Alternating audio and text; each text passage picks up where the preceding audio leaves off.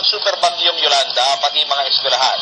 Pero hindi nito natibak ang diwa ng bayanihan sa mga residente na ngayon sama-sama sa Brigada Eskwela.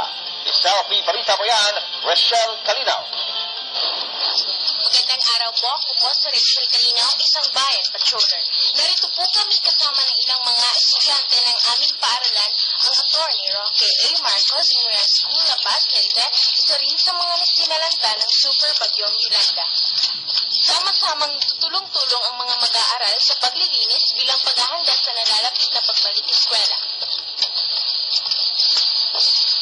Bakit mo naisipang tumulong? Ang paralan lamang po kasi ang aming tanging naiisip na pag-asa upang kami ng ating pamilya para makaahon sa naranasan aming dahil. At tapos na po ang operation sa aming lugar. Ngayon naisipan namin na kami naman dapat tumulong sa aming paralan para na rin po sa aming kinabukasan. Maraming salamat po. Galing. Pwedeng reporter, no? Galing yan, galing. Parang technology talaga ngayon, ano?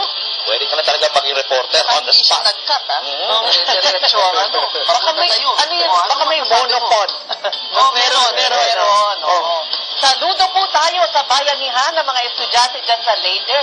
Sa mga mahilig mag-selfie, ito na po ang Level Up Citizen Journalism para sa inyo. Hindi lang kayo magpapadala ng video o litrato, kundi kayo na rin ang magre-report dito sa Bandila. Ibandila niyo po ang hindi lang mga dapat bigyang pansin, kundi pati po ang good news o kaya'y bagong gimmick.